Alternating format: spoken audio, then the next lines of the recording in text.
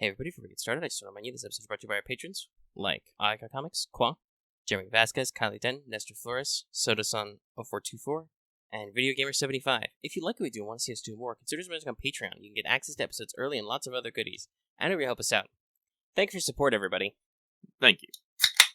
喜べ少年 That's right, everybody. Welcome back to Let's Talk FGO, the show which can now finally say Lostbelt 4 soon. It's real. It exists. That's the title of this episode. That's going to be the thumbnail. That's also our names. Hi, I'm coming. He's soon.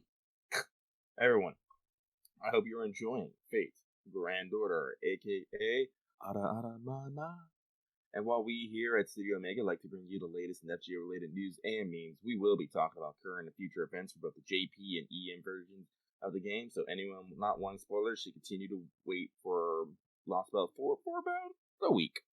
Yeah, something like that. Something like that. Alright, so just in the off chance that people are actually new here, listening to this episode for the first time, because I'm sure this one will get lots of clicks. I'm Omega, he's Lucky. This is Let's Talk FGO. We talk about FGO every week. And sometimes we have more to talk about than other weeks. Yeah. Honestly, I think the weeks where we have less to talk about, we talk more, is how that works. This is what we like to call the good skill of faffing about. Yeah. All right. We're quite good at it. Moving on from faffing, let's check in with everybody's favorite Kohai real quick.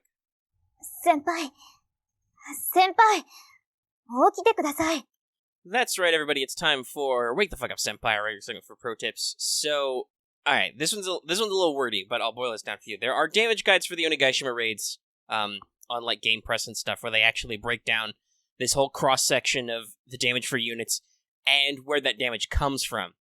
So I'm using this to illustrate a point that this is a good thought in general. Consider how your units deal damage and their sources. Like, is it bonuses for class advantage, native damage bonus? You know, NP multipliers, etc., skills, other stuff like that. And so consider these sources and consider your target. So some of this is a slight complaint about what I see people doing on my support list, but just because Chloe is NP5 and she's a bonus servant, so she gets a slight damage boost, does not necessarily mean she's actually your strongest choice both to put on your support list and to use in the raid. Because the boss is arts resistant. And now, obviously, yes, you can spend beans, but that's a limited resource. I have less now because I have to make do with what people put on my support for a secondary thing. You know? But occasionally I've been like, well, I've got more arts guys than buster guys, so I should spend an arts bean. So I'm not here forever. But I only have the 10 because doing the quests to earn more beans means I'm not doing raid time. So yeah, consider, for instance, the humble Urale, who is also probably NP5, and because of her trait multiplier on her NP, which scales with level, she is looking at a way huger bonus damage than Chloe gets.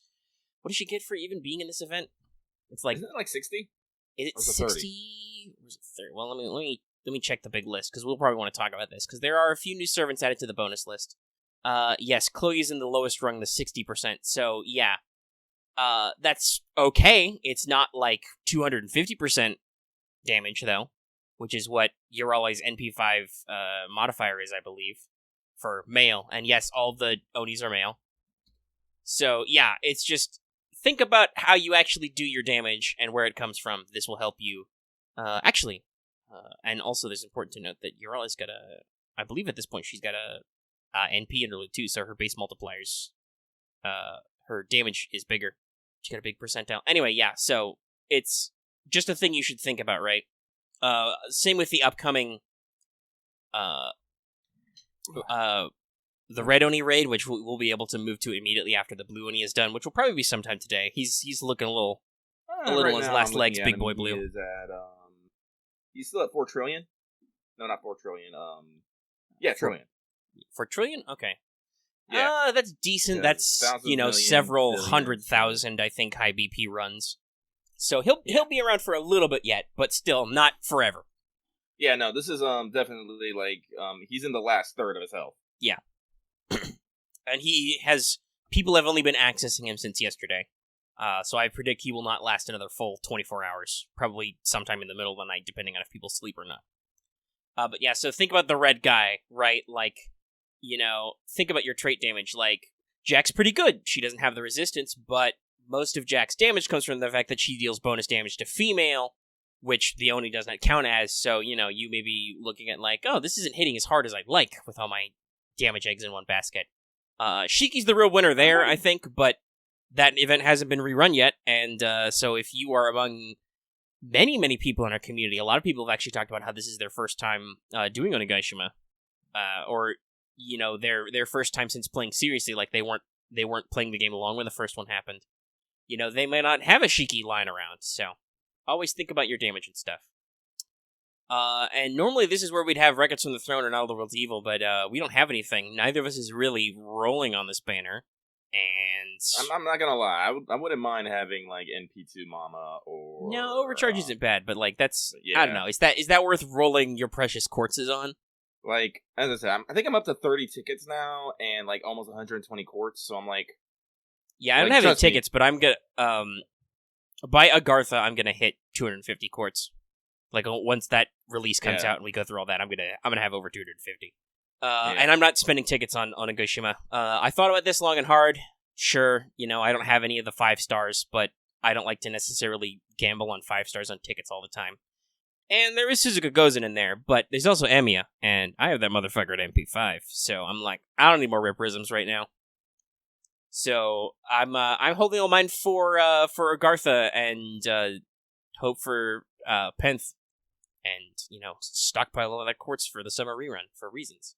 But yeah, so we're not really doing anything. I haven't spent hardly anything on the shop because I wouldn't mind extra copies of Golden Sumo. It's a really good CE since it's just straight attack up and also has an NP starting NP. So, very effective. Plus, it would make future raids easier to climb this fucking damage ladder. We'll talk more about our damage ladder situation later. Let's jump into the news. So, let's see. First up, well, obviously, Onigashima rerun. It was actually announced. We covered this in a News Desk episode again, because I think I said there, we've gotten back into this habit where we announce events on, like, the end of the weekend or, like, a Monday to start in the middle of the week. Thanks, FGO. But, 6.6 to 6.20. Roughly the same as the last, but more streamlined extra bonus servants, like we mentioned. Banner rotates between Raiko, Kintoki, and Tammo, with Suzuka, Ejimiya, regular Emiya, Kiritsugu, Tora Toda, and Fumakotaro on all the time. So, not terrible, there's a decent selection. I know a lot of people were excited for Raiko to come back. Me personally, though, Raiko's gonna... Well, it's not any better at time, because I'll be saving for a Resh, but, like, Raiko will come back later this year on Shimosa, so... Oh, she does? Yeah, I think that's the Part 2 banner, that's both Shuten and Raiko, with a couple of the story-locked Shimosa servants. And then Musashi's on the... Musashi's on the front end with some others, like Tomoe, etc. I'll be after summer too, so maybe. Yeah, it'll be after summer too, but it's before Christmas. But anyway, yeah, it's out there. It's Shimosa. It'll be a thing. That'll be a thing. But yeah, that's all that's really going on in NA. I think that basically everybody was doing like advanced math to try and figure out how this is gonna shape up. I'm gonna warn everybody. Please remember that if you're doing Onigashima stuff, Onigashima ends at like 5 o'clock in the afternoon. Like, it ends at a really janky time. Which is my prediction that we will immediately go into main, and then immediately after, possibly still technically on 6/20, we will start Agartha release, because June 20th is exactly 2 weeks from July 4th. Hey, guess what happens on July 4th, Lucky? What? That's when the Anime Expo branch of FGO USA tour starts. Ooh, big oof. So, yeah, that will almost assuredly be when we start our anniversary celebration. That's the tour stop. It's at the big convention they like to go to. So, yeah. Because technically, I actually had to check when I acquired servants for something the other day. Technically, our server started on the 25th of June. But that would be really awkward to plan time and events around, because, I don't know, I guess they just turned it on like a weekend or something and, didn't really think about long-term planning there. A little unfortunate, but like we've said before, we're not quite big enough where FGO rates like its own convention. Oh, maybe by year 3 we can score our own standalone event somewhere. where we actually celebrate on the anniversary date, but I expect not, because considering our schedule is kind of like JP, it's probably a huge pain in the ass that we'd try to put our anniversary celebrations in the end of June. I know some people, like, we've talked about this before, some people are concerned with, like, scheduling and stuff and when we get what, but God, I would hate to be the guys programming these calendars sometimes, Well, like... Because for us, everything started, like, a couple of weeks in advance. So, well, that's just the thing about scheduling, is just... they probably wanted to get the game out, like, as quickly and as efficiently as possible, and that just, like, when it landed up to, and now they just have to kind of go with how that flows. It's, yeah, like, honestly, like, I remember, last year when people were fucking livid that, they were pushing back the, anniversary to line up with the con, and I'm just all like, it's gonna get here, like, eventually.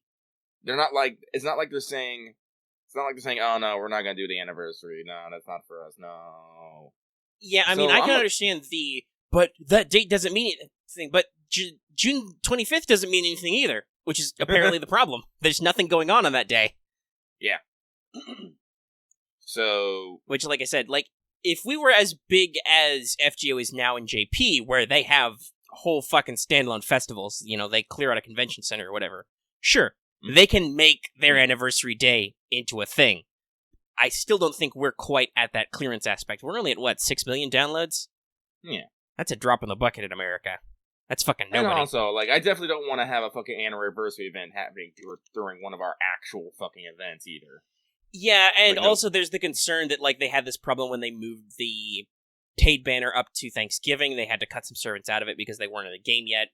So they realized that this balancing problem of, like, okay, Thanksgiving's a meaningful date in, the majority USA if we're actually based in North America. This started as FGO USA. That's still where all the Twitter and, like, URLs point to. It's just they expanded it to other English-speaking countries. But that makes sense, right? Oh, we'll do a big thing here. It's not a big deal in Japan, but we'll put some stuff here. But then they ran into the problem of, well, wait, shit. We don't have stuff that's out when we want to move this. And I guess the big boss guys in Japan say, no, you cannot put servants in early. Or something. And so it's like, oh, but okay, that's gonna work out. But whatever, we'll bring it to you. And then riots, cats and dogs living together, mass hysteria. And they realize, okay, we don't want to do that anymore. People really don't like that. Yep. There is a significant investment from even otherwise free-to-play players in the paid gacha, so we won't fuck that up anymore. Well, shit, that means we have to make sure that all the servants coming out in an update are in the game update and actually released properly before we move to a paid banner, which is what we had for before Anniversary. They had to make sure that Camelot and all its servants who would be available in banners came out and were in the game data at the appropriate time.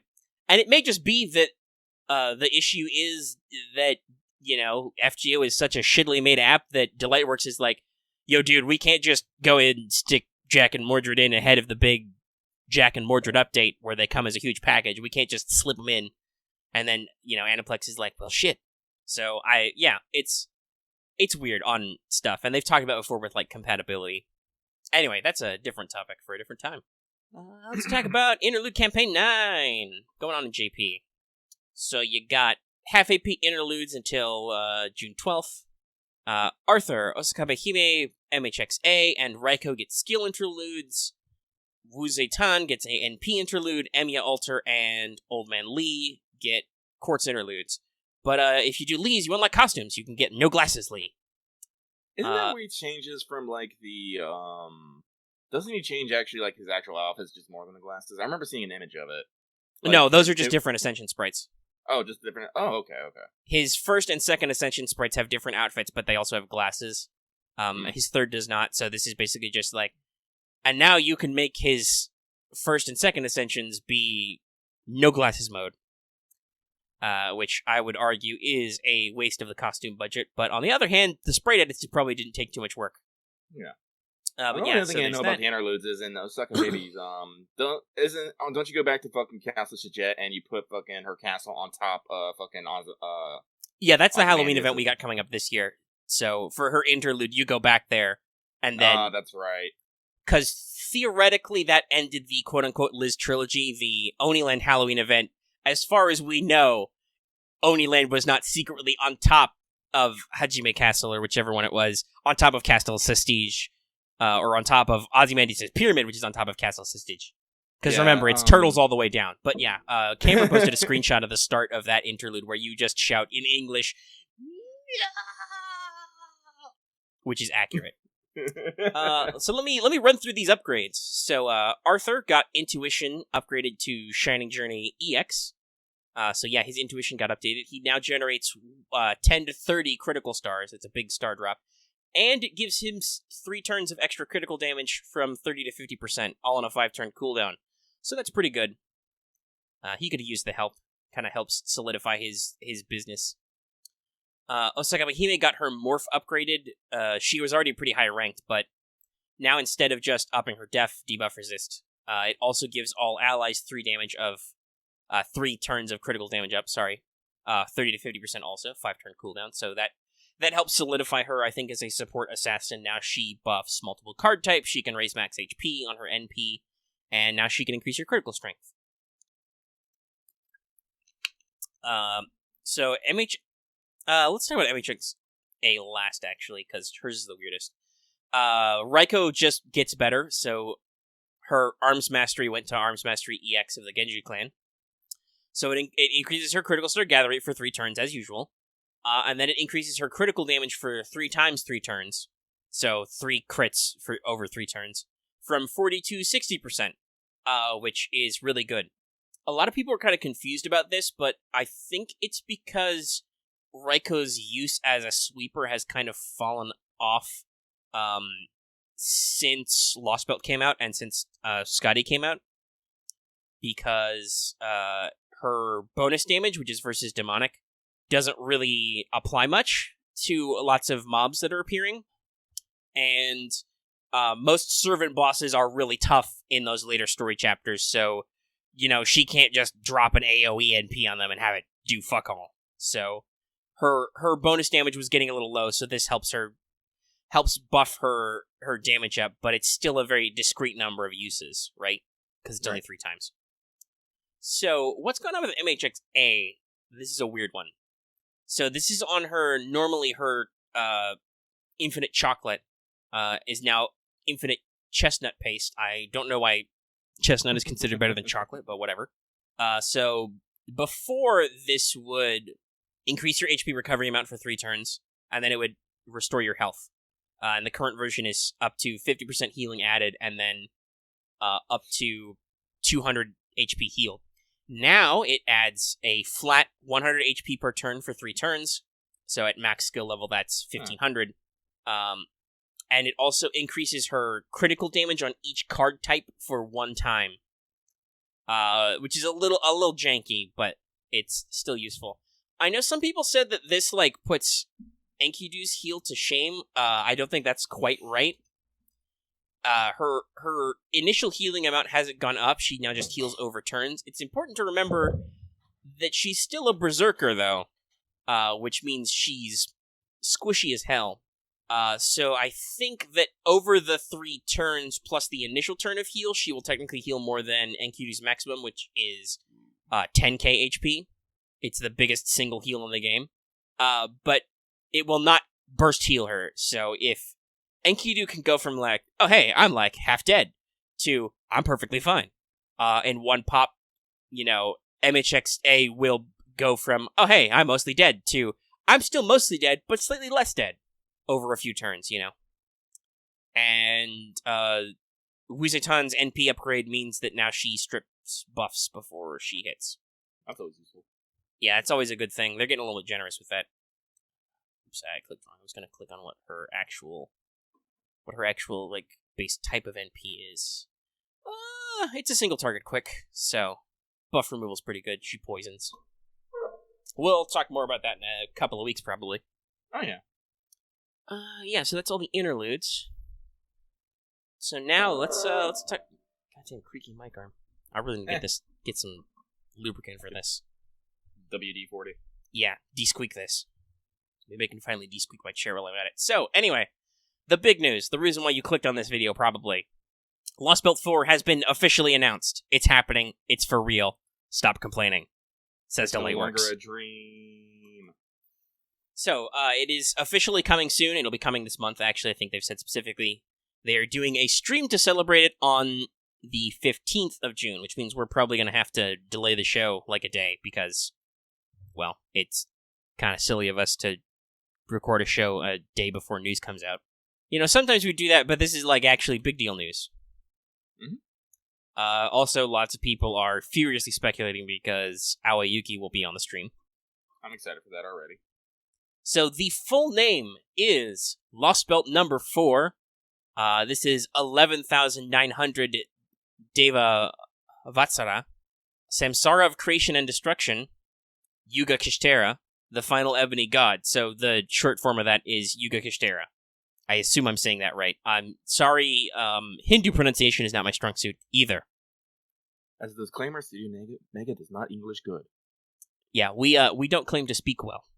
But yeah, so pretty basic. It's going to be, as far as I can tell, the yugas are basically eras or epochs in the Hindu cosmology. So in real life, we are considered to be in the Kali Yuga, the destruction epoch, where evil rises and morality fades, and eventually we gotta trash this whole universe and start over again. Oh my. In the world of this Lost Belt, Kishtera, I believe, means something like a holy place or a sanctuary. So that is like, what if it was a sacred era instead? The gods have not declined. Everything's cool here. Also, by the way, so that is almost 12,000 Deva Vatsara, Deva years. If you calculate that into the standard Imperial Earth calendar, that's about 4 million years. Oh. So when this diverged was like a long ass time ago. So we're gonna see some interesting stuff, I think. But also, just today they announced that they're doing a pre-release campaign. It is running from June 7th to June 21st. That will obviously probably overlap with the Lost Belt some, but you know, pre-release stuff. This is pretty simple. It's 10 Saint Quartz if you've beaten Lost Belt 3 by or during this time period. Pretty basic. As is usual, the Part 1 story is down to 1/4 AP. The Part 2 story and free quests, the first time clear anyway, is down to half AP. There is also a pre-release summon banner, that is Rama and Arjuna. For this duration, also, it's been stated that Rama and Arjuna are slated to get animation updates when Lost Belt 4 actually happens. So, that's interesting. Very interesting. So, there's lots of rampant speculation. I've done some of it even with the community. Lots of things to be curious about. So, here's our first Galaxy Brain moment, Lucky. Alright, I'm listening. So in the previous, the normal thing they do when they do those little banner inserts, which are like, oh, here's a story chapter coming up. Normally they put a servant in those. So, like, for instance, if you look back at our history, the big announcement banner for, like, America would be, like, I think it was Nightingale. In Lost Belt 1, it was Anastasia. Lost Belt 2, it was Napoleon. Lost Belt 3, it was another character, but she turned out to be Consort Yu, who's summonable. Hey, guess who's the guy in the face of Lost Belt 4? Supposedly the enemy master, so, You know, there was a series of tweets about this. Let me see if I can find, that's the English version. Let me show the actual image to Lucky. I think I saw it, but I'm drawing a blank here. Yeah, damn, Fate Go JP is down. Can't be reached. Oh, noes. That's gonna be a pain. Let me see if I can find on a different wiki, whether they got a current image. Well, regardless, everyone's like, if he turns into a servant, it'll be, I don't know, probably be, the super secret 5 stars suddenly. Consort used a 5 star, isn't she? No, she's 4. She's 4? Oh, okay. Oh, boom, one of that panda's with you. Yeah, okay. So, yeah, that image. So, yeah, that's Lost Belt 4. That's the promo. That's a little fab. That's our new master. JoJo. Yeah, he is pretty fab. Is art by Paco? Or is it somebody else? I think one of the masters is drawn by Paco. We have seen Lost Belt Berserker, who was in the CMs. There is a screenshot of him in the pre-release announcement, yelling something about him being God or something. It's not very helpful, but that's a pretty solid confirm that he's in this Lost Belt, because he's in a screenshot, so expect that guy. But yeah, so let me pull up the comparison. So like here is the image. Here's Lostbelt 3, and then Servants is the actual, well, yeah. actually, I guess I can't say there isn't no precedence because fucking Medea did it, and so did fucking Amakase Shiro. But yeah, so this has led to lots of people rampantly speculating about what's actually going on and who this guy is, because that's an even point. This character's name is Scandinavia Peppercino, which everybody has realized is a actual fake name. No, that's right. Nasu didn't say that that's a real person's name. That's what Nasu thinks a fake person's name is. Has Nasu been just watching JoJo? I don't know. Possibly. He watches and plays lots of things. But yeah, so, like, obviously his identity is concealed, so the fact that there was a big twist on the character for Lostbelt 3 has got lots of people are like, wait, hold up here. I don't know. I feel like is this a ruse? I don't know. Concert U, from what I understood, was the big fucking shook. Yeah, that was a mind-boggling shocker, because not only did they reveal that, oh, you thought this character was this thing. No, she's actually completely different. It has a completely different backstory, and is actually super integrated into the lore and all kinds of nonsense. Yeah. And then the double take was, oh shit, also, by the way, she's summonable. She's a playable character. You have to punch her in the game, and then she's a story lock after. So, like, yeah, I don't know. People are pre-shook. They're not really shook yet, but they're prepped to shake. I don't know. Looking at the background, like, apparently you're gonna have a fucking giant laser going to space. No, I think that's the generic Lostbelt background. Well, then I find that a little weird, because looking at the other two, it's all like... Well, yeah, so that's kind of... The one that One Fat Panda posted is from the pre-release here. I found it. Here's the official Lostbelt 4 banner, which is in the style of the others. Because they just today announced that they did the for real pre-release campaign. They like, the chapter release is coming. Here's its banner. We'll have more details later. In the meantime, have a pre-release. Roll for Arjuna, I guess. That does look like a bit of a paradise, if I was to say offhandedly. Supposedly, everything is shiny and nice in this Lostbelt, and people all revere the gods, and there is no evil. One of the screenshots from the pre-release, though, shows a background where, like, everything's fucking trashed, so something goes horribly wrong. And or is a lie. Maybe you have to fight off the White Titan. Who fucking knows? No, that's gonna be Lostbelt 5. Oh, that's Lostbelt 5. Yeah. I remember it's happening in one of them, just because it lines up too well, but... Like, as I've mentioned before... Okay, also we should say that. You're not going to fight the White Titan, because that happened 12,000 years ago. The thing to remember about Lostbelt is you are not time-traveling anymore. You are visiting a alternate present. So, the date given is the date the timeline diverged, but, the technically you are in the quote-unquote present when you visit them. Oh, okay, that's what it is. Yeah, you can't, you could not even properly ray shift until, like, just before Lostbelt 3, because... Sion, all of her talking about dumb Nasu names, all of the rest of her dumb names, actually built a pseudo-Chalias thing, which you can actually use to ray shift, and you can actually go to singularities now. And now events have continuity again, probably. Probably. Most of them do. Some of them don't still. We don't understand. Well, as I said, like, if everyone's, like, revering the gods and whatnot, it's like, does this mean, like, they're still in the Age of Gods? It's like, yeah, I think that's the idea. That the idea is that the Age of Gods here did not decline because we did not move into a new era where that happened, you know? Yeah. There's a couple, like, and that always gets to me, because there's, as I said, I'm not as strong as Omega is in Nosfer's lore, but I always specifically remember there were two big things that contributed to, like, the decline of gods. One was the White Titan coming down and fucking up the god shit. Another one was, Gilgamesh saying, no, fuck you, we are gonna move away from the gods. So... Right. I don't know. This is also, it's important to remember that technically, at least by the way the Hindu cosmology calendar works, that the works about the Mahabharata, the epic, existed after the Epic of Gilgamesh, but it is dated to events that happened before the Epic of Gilgamesh. So technically, Karna and Arjuna and the like are supposed to be from a mysterious god time before that shit. But that's just because Karna is purported to be so goddamn powerful.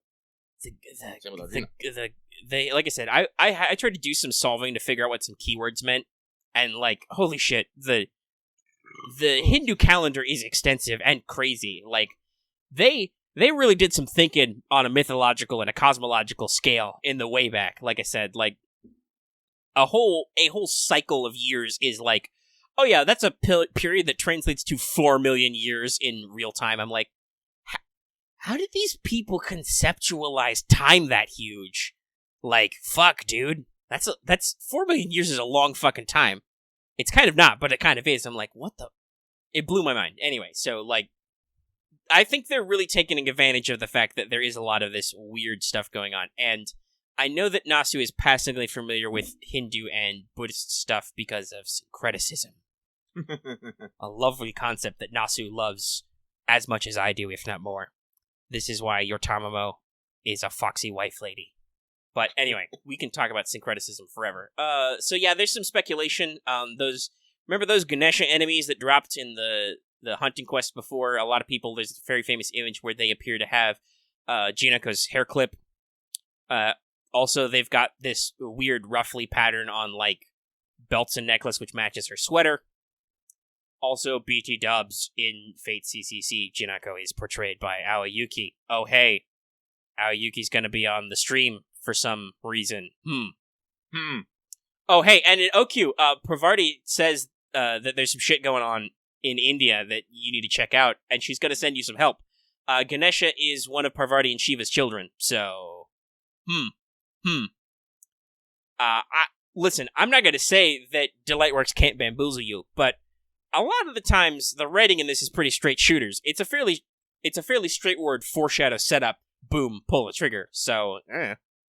There's probably going to be some kind of Ganesha involvement, and I feel like they're drawing a connection to Janaka for some reason, so who knows? Who knows? Maybe she'll show up. I mean, Karn is also confirmed in it, so that would probably be cool to see them together. For once in FGO, because we can't play CCC, damn it. We cry. We cry every time. A lot of people have speculated Mr. Spicy Peppers is supposed to have summoned an archer, so a lot of people are wondering if... Well, Arjuna is in the pre-release banner, so my wonder is just, did he just summon Arjuna? Is that how that worked? But also a lot of people are speculating that maybe we'll actually see playable Sita finally. Ooh, I'm not going to call that a stretch, but... I mean, she is Indian, she is an archer, this is the India Lostbelt, there's literally no better time. Yeah, I know, but the whole thing about, Rama and Sita is that they literally cannot meet, so... But she's data mined. They have files for her, those bastards. Yeah, they have files, but what's the extent of those files? Is it data? Is it just art assets? No, she's like in the I think she's like data mined to have a slot in the servant decks. Which doesn't necessarily mean that she couldn't be a boss only character, but for Sita that seems kind of weird. It also seems kind of mean, excuse you. Yeah. So like I am definitely though in team hashtag give Sita.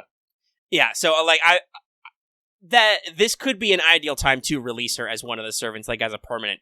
The whole reason why Rama is a saber, because he's actually much better as an archer, is so that he could be summoned in a Holy Grail war and would be in a different servant container so he could meet Sita. So, theoretically, as servants, they can meet. It's just, there's the whole point of the curse of separation, so, we'll see. We'll see what happens.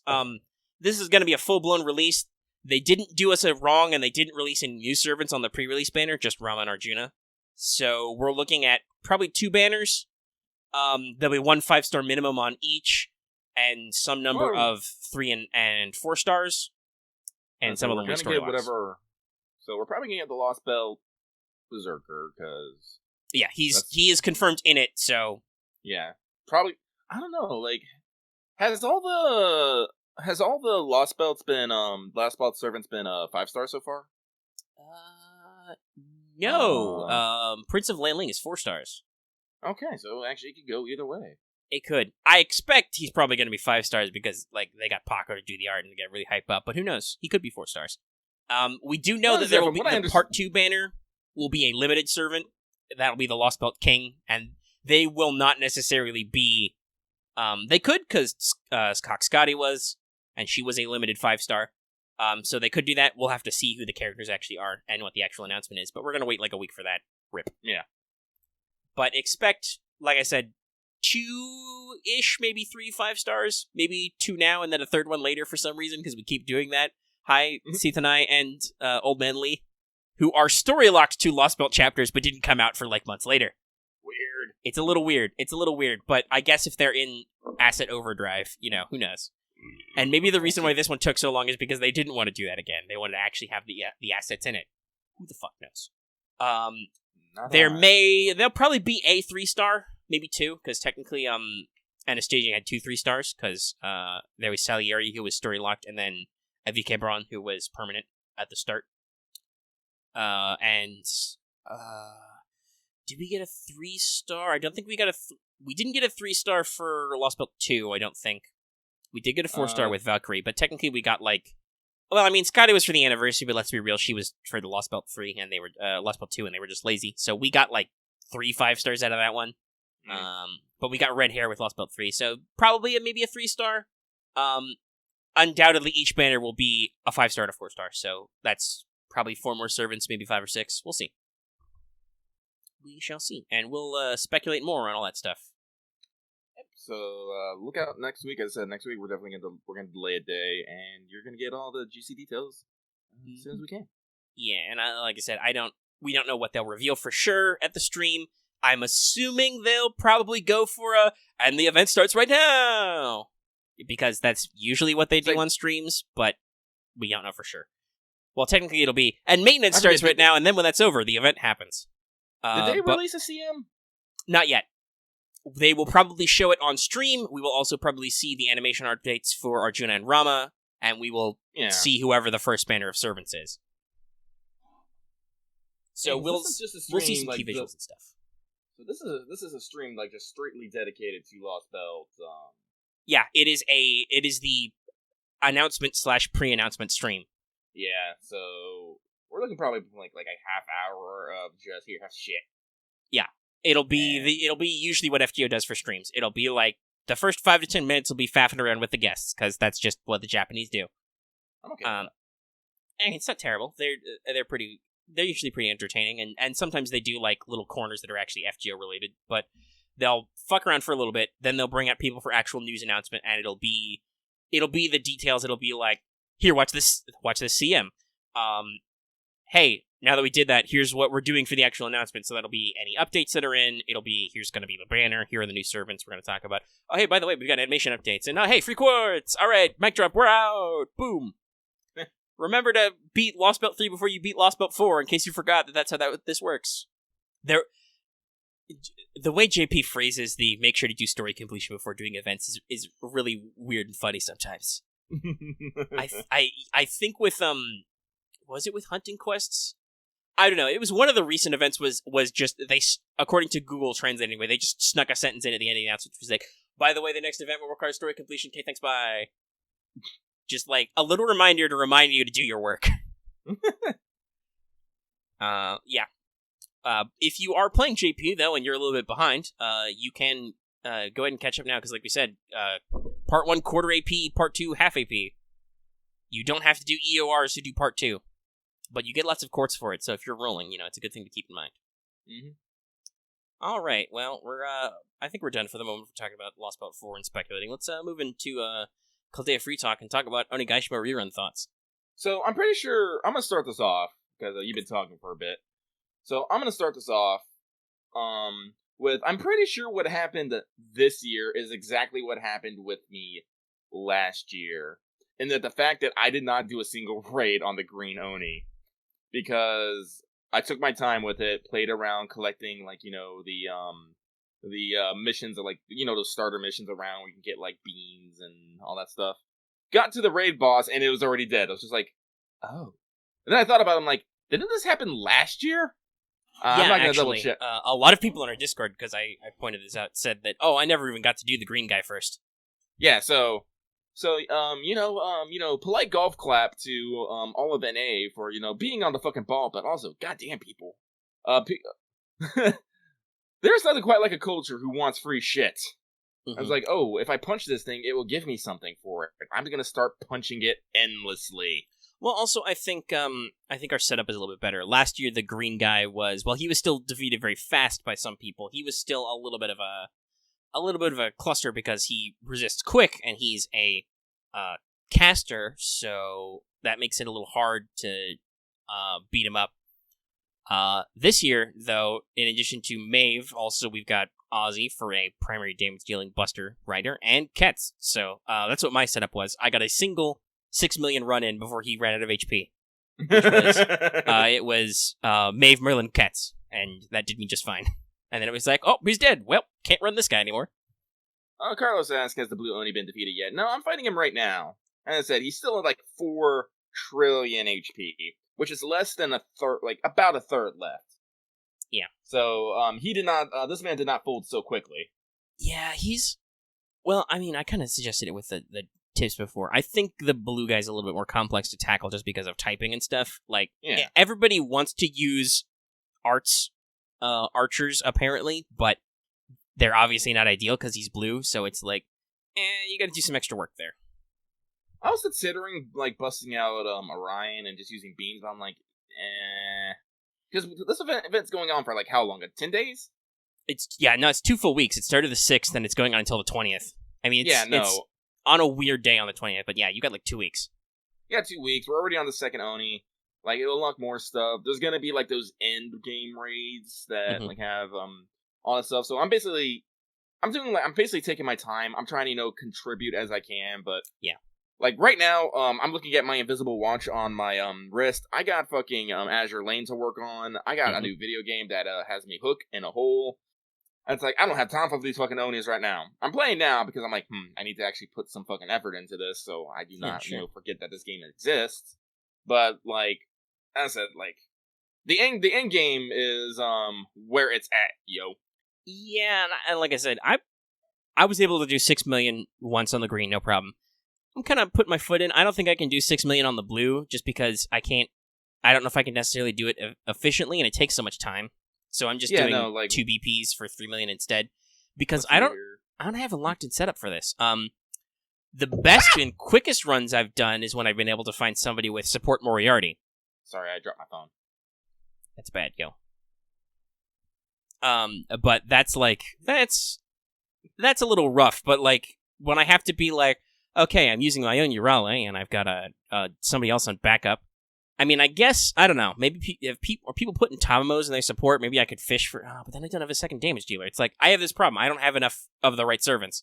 My primary strat has been Ishtar, Merlin, and then hope to God I find somebody with a halfway decent fucking support.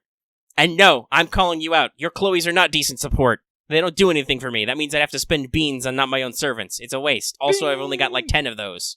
I don't have a Tamamo for art support, so what am I going to do? Put Paracelsus in there for team arts? Are you crazy?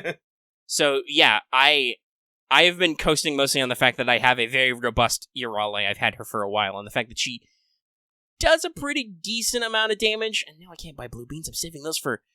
Why would I buy beans? That's a waste of money. I need to spend those drops on golden sumos. Those actually matter. Those will be relevant after the event is over.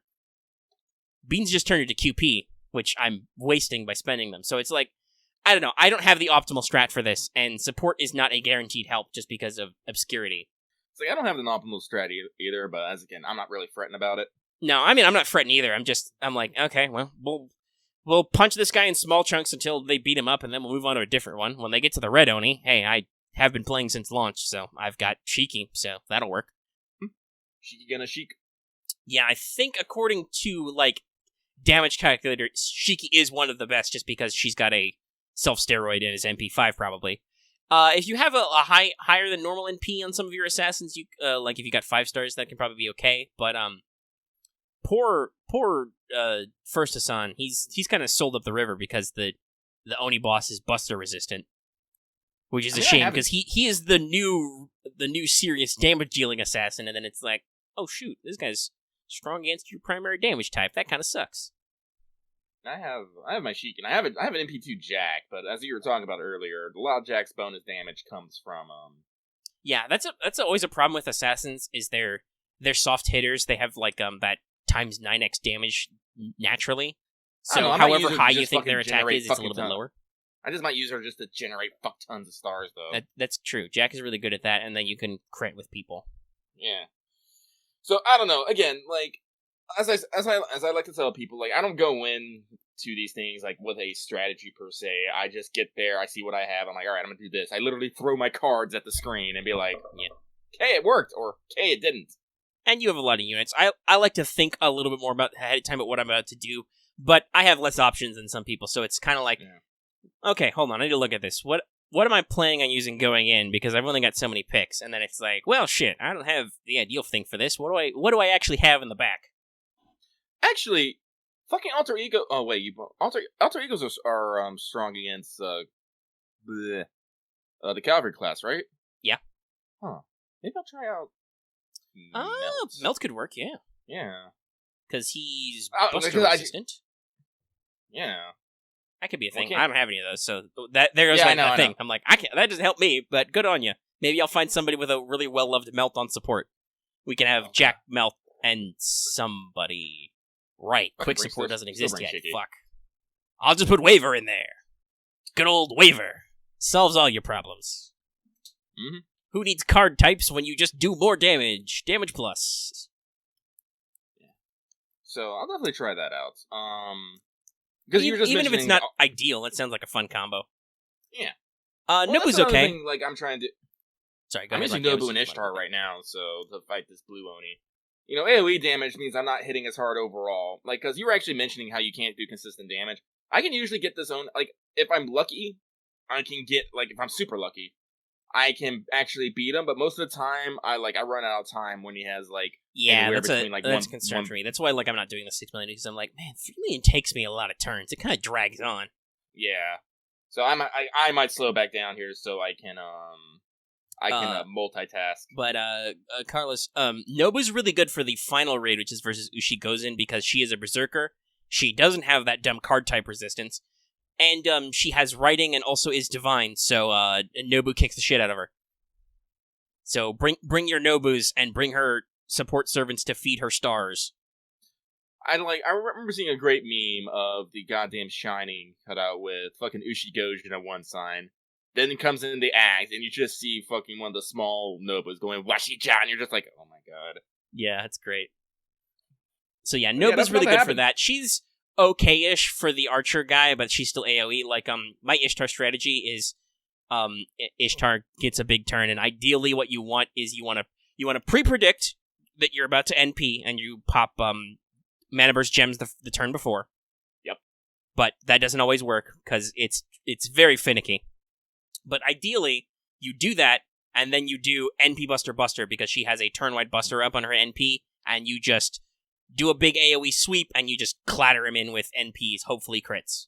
It's very flexible, but Ishtar is a very powerful servant. She has a very high attack and really robust damage skills. Just Carl, I don't know why you posted that in Patreon chat, but it made me laugh anyway. But yeah, so raid's going okay. I mean, well, I'm not super concerned because, hey, I already have my NP5 Kentucky, so I don't need spares. I'm just mostly what I'm about is I want all the fucking tickets because tickets, and I want the extra copies of the CEs, Hot Spring and Golden Sumo, because Golden Sumo's really good. That reminds me, I'm actually somewhat invested in playing the story again because it's pretty entertaining. It is, but at the same time, I'm reminded of a thought I had the first time around. She was like, holy fuck, for a raid, this has so much fucking make work. Like, I know I was late in getting to the event because I was, like, doing other stuff, but I was like, fuck, there are so many missions I have to beat before I even get to the first raid. God damn. I don't know. I enjoy having events with Ushiwaka in there, so... Yeah, Ushi's great, but at the same time, like I said, it feels like a little bit of make work. Like, they could have streamlined it. Even just, it's not even necessarily the story and reading, but also just there are so many mission nodes where you slap weak-ass Onis for no reason. It's like, Yeah, I can like, literally like- do these in 2 turns. Fuck 3-turn clears. There's only 2 waves of these guys. I will just chew through them with who the fuck ever. I think this was the time when they were just first starting to get into using zero AP, what's the word I want to use? Battles. Yeah, because nodes with no battles and just story for 0 AP. yeah, I like if I remember correctly, this was when they just started doing that. So, because this is something that you definitely notice, like later, if there doesn't need to actually be a fucking fight, they actually start cutting back on that. And Yeah, just, like, here, have fucking FGO story. realizes like, oh right, this is just about dialogue. We can just have a pip be all dialogue and nobody cares. Well, I truly care because give me that fucking dialogue. Well, that's I true, love but it. like nobody cares that like they're not getting more gameplay. They're actually here Yeah. for the story. They don't want to. Yeah. They don't want to punch useless Onis. Yeah. Speaking of Golden Sumo, though, that reminded me. I saw this video that I'm going to share to everybody. Apparently, Fino says Golden Sumo a lot. So, Osakawa Hime, who also did the 3 Kiyohimes visual typography from that one voice stream, and is one of our patrons, I believe. I believe it's the same person. She did this compilation and just like, yeah, that's pretty funny because he says Golden Sumo a lot, and why not? Golden Sumo is really good. In case you guys don't remember, Golden Sumo is it gives you up to 50% starting NP, and it's pure attack bonus. It's like, I don't know, I want to say like 30 or 40% attack up. Is it like, I don't know if it's like 50% because it seems like a lot, good, but it's a lot of attack up. And remember, pure attack up is good because that's all your card types. That includes your NP. That's basically all your damage. It's much like how pure defense up is good because that's all your damage reduced. Doesn't matter the type. So it's a really good CE. Look for your second copy if you have all of them, and if you don't have all of them, look for your first copy. It's really good. So maybe that's what I'm after. I'm after tickets. I'm after the CEs. I don't know. Maybe some of the mats. Fucking know. I haven't even really looked at the store, like, to be honest. There's some stuff in there. Like, There's I some do want, tiers. like, my eternal shame is crystals. my Rider Kentucky, while MP5 is still fucking level 1. So, I'm gonna try, one of my goals to this event is to basically take all those fucking foes and, EXPs Yeah, and it's shove them HPs down and stuff. Kentucky. I should probably, now that I got anybody who's I'm in a rush to level up, but I can always use more XPs. After I get them Golden Sumos, I'll buy some XPs. That'll be my usual thing. I also need to buy some foes because I need to round out some people. Yeah, so I'm gonna shove all those. I'm getting a lot of golden foes, more in excess than I can possibly spread out. So yeah, I'm gonna try and get Kentucky to 80. After that, we will see, because I said, because I'm not rolling for a fuck ton of servants at the moment, I have time to actually, drag people down to Ember Mines and whatnot. So I'm trying to cap them off.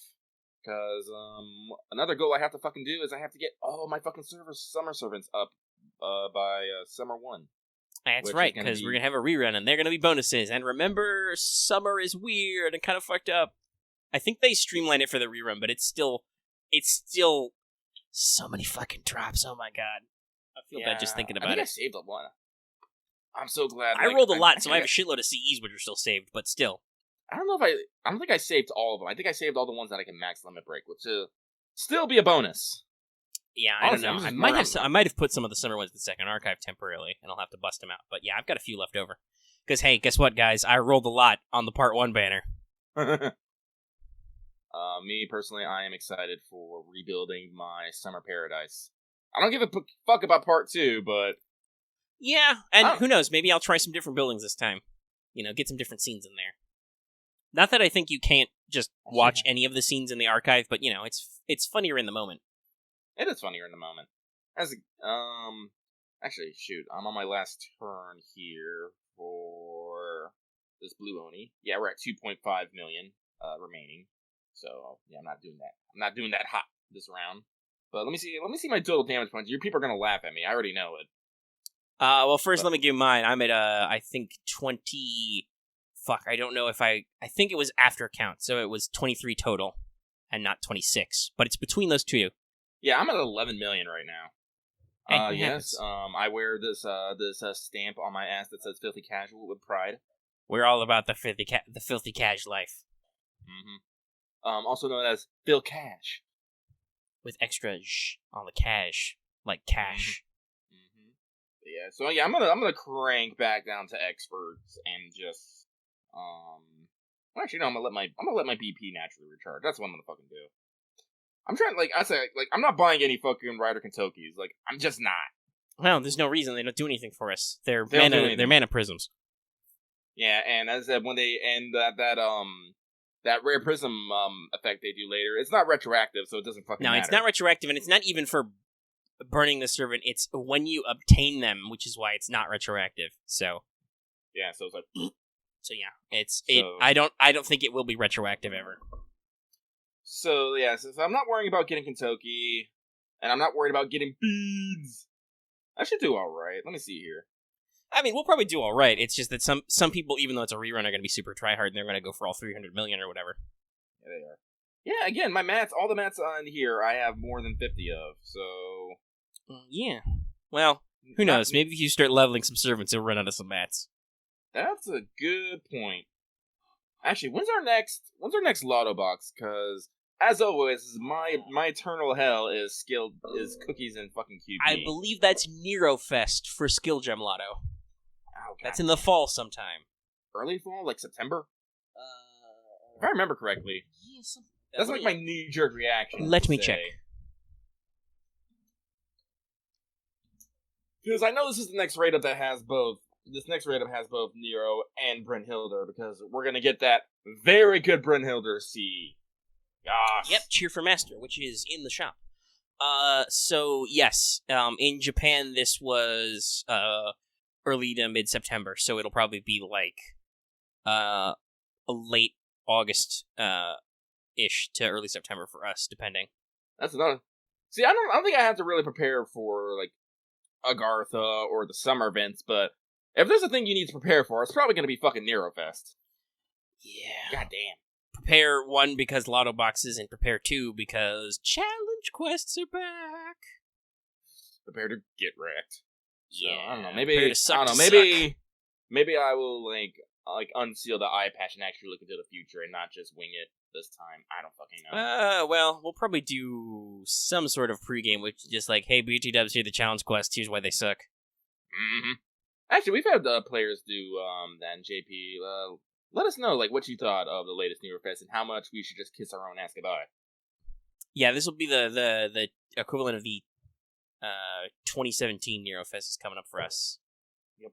The one where Nero gets her gym costume. I should actually level mine. I have Nero Bride at 90, but I should probably... One of the reasons why I'm picking Nero as my free 4-star. Because I don't have her, and there's a costume coming up. Though I believe in most cases you can buy costumes even if you don't have the servants, you just can't equip them. Though I think I have most of this. I think I actually turned out to get most of the servants who have costumes I want in the future. Because I got a Maeve, so after Summer 2, I'll get her special costume. Let's see here. Oh yeah, this summer's when Mash gets her costume too, right? Yeah, I believe it's the rerun of Summer 1, actually, because yeah. She has a swimsuit design, she just doesn't wear it because limitations. Like, excuse me, if everyone else can change their fucking spirit origin, Mash, you can put on a goddamn swimsuit. Yeah, and they're like, here, have your actual swimsuit, Mash. You're adorable. Good times. Best coat. Well, right over an hour. Do we have anything else to say about Onigashima rerun? Oh, I made this interesting realization. We've had a lot of Raita write-ups in the past couple weeks. Yeah. I think all we're literally missing is fucking Vanilla Kentucky right now. Yeah, no, he's on this write-up. Oh, he is? Okay, then we got all of them. Yeah, it's true, because we still, in fact, have we just had Shuten Pass, we still have the Shinjuku going on, mm-hmm. And then regular Kentucky and Raiko are both rotating on the Spanner. Huh, yeah. That's all the Raita that exists right now. Yeah, welcome to the Raita raid-up, everybody. Yeah, just wait until we get to sets of one early next year, which is 3 Raita servants, because it's Kentucky, Raiko, and Shuten, and then Tomoe. I think Tomoe's artist drew a funny art about, like, the 3 of them looming over her.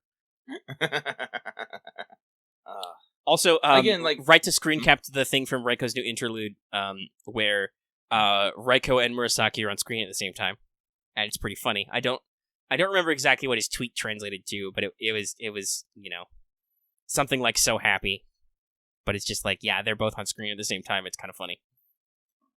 I fucking love Raita. Like, again, I find it interesting that a lot of, like, speaking about Raita for a little bit, like, excluding hecking, good evil boy Moriarty, all of Raita's servants seem to be, like, around in the same time era. Well, I think they picked him to do character designs in a similar style because those are all characters that are connected on timescale. Yeah. Like, I'm sure that they picked him for Kintoki, and they may have picked him before, because I know Kintoki was, like, sketched out for the original Apocrypha design, and then kind of moved over to FGO when the project's nature changed.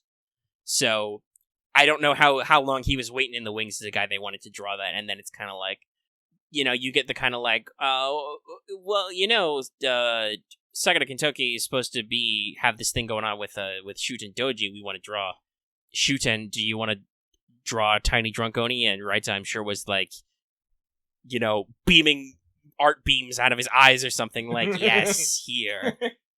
It is done.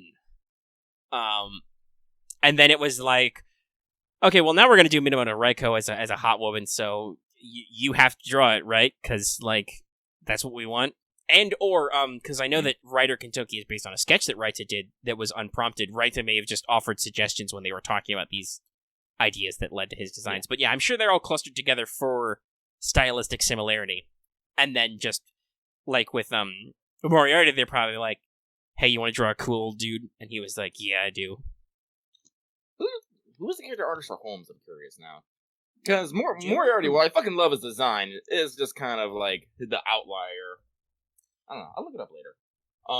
But it also kind of makes me excited because there's also other interesting people.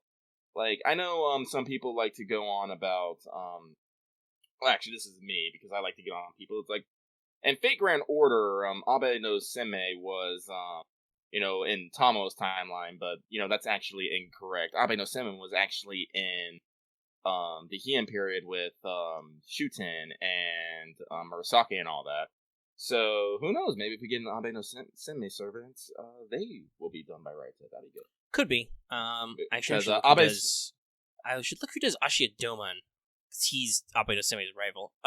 Yeah. Hey, here's a fun fact for you. Holmes' artist is Yamanaka Kotetsu, who has only otherwise done art for Tiamat and Geitia. Huh. Yeah. Interesting. Mm-hmm.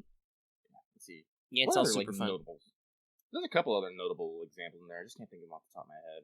Abe no Seme was the one who actually divined Shuten's Doji's location.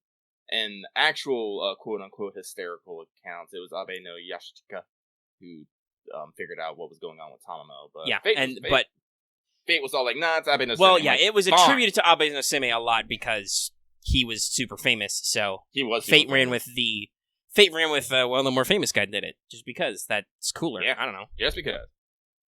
I hope they give him golden fox ears, and then we can make fun of him. Anyway, yeah. So everyone enjoy your Raita rate-ups. Yep. And hope for more Raita. Yeah. And well, we're at about an hour 10 now, so I think that's about the time to wrap up the show. First, let me real quick check on the Chichi Omega Sensei poll for this month. I haven't looked at it since I posted it, so there's about a week left on this. If you're one of our 5 and up patrons, or become one. So let me check to see how that's doing.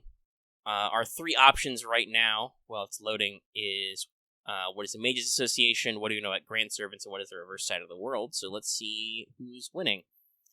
It would appear that what do we know about Grand Servants is in the lead with a 60%. And Mages Association and reverse side of the world are lagging behind with only 1 vote each. But they do have votes, so, you know, hey, you could swing. Think about the topics. Yeah, we're running slim. If people have more suggestions, we can go for them. I do feel like Mages Association reverse side of the world are going to be meaty, maybe. Yeah, I will warn everybody, Grand Servants will probably be disappointing because you feel like I'm going to drop some kind of like deep lore bomb. I'm probably not, because I don't think the deep lore bombs exist, but I'll give you a sketch of what we got. Well, no, the deep lore bombs exist. It says Natsu has him in a fucking briefcase under lock and key. Yeah, they're handcuffed to his mushroom constantly. Mm-hmm. The joke is that Natsu's a mushroom.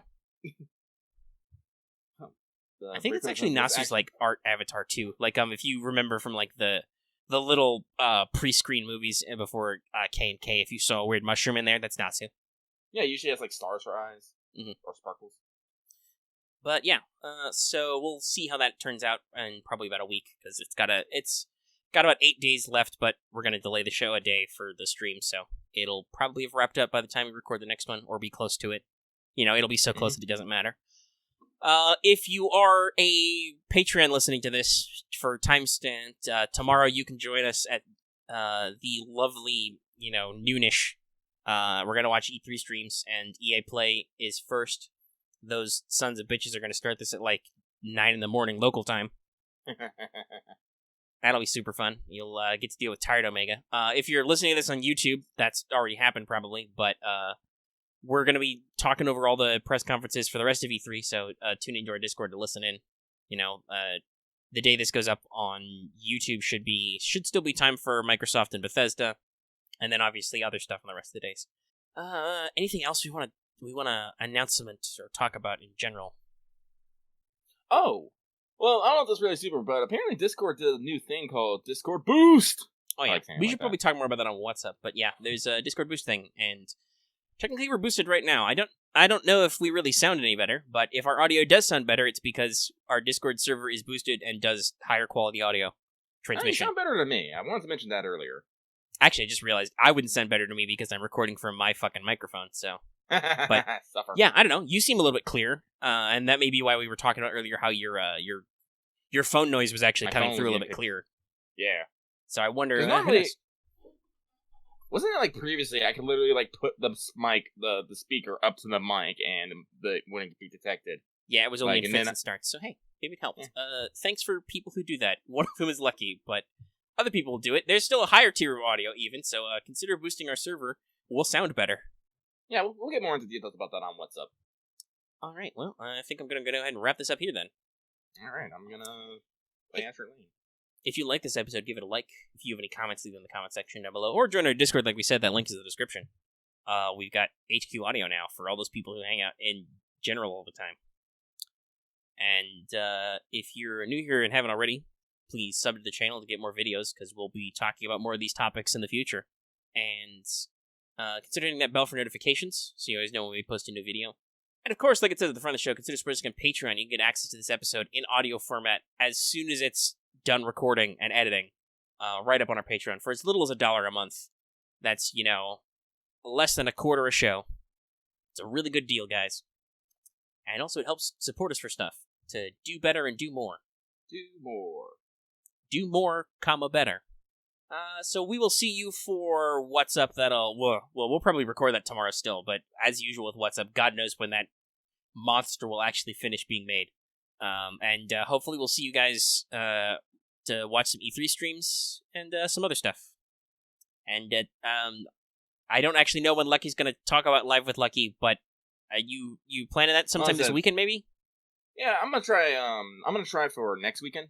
Okay, next weekend. We're delaying a little because we have a very busy schedule. Yeah. As I said, like, originally, I delayed it because I was going to be working, but the work has wrapped up. It actually wrapped up earlier than I thought it was. And then it was like, well, here comes fucking the E3 weekend. Good luck trying to shove anything in with that going on. Yeah. In the meantime, you'll just have to make do with me streaming Stardew Valley, which I'll probably be doing tonight. Yeah, that reminds me. I think I had to go do something else, and I missed like the last half hour or so last time. You didn't miss much. Probably not. That's kind of why I zoned out and was like, oh shoot, I have some other stuff to do. It's because, Lucky, yeah, you're buying stuff, you're farming stuff, you're gonna punch some stuff. Okay, that's cool. My favorite quote of my personal favorite quote of last stream was like, "Fight me, nerds! Oh god, they're fighting me!" Yeah, I was there for that. That was pretty funny. All right, so we'll see you guys later, and thanks for tuning in. Yep. See you next time.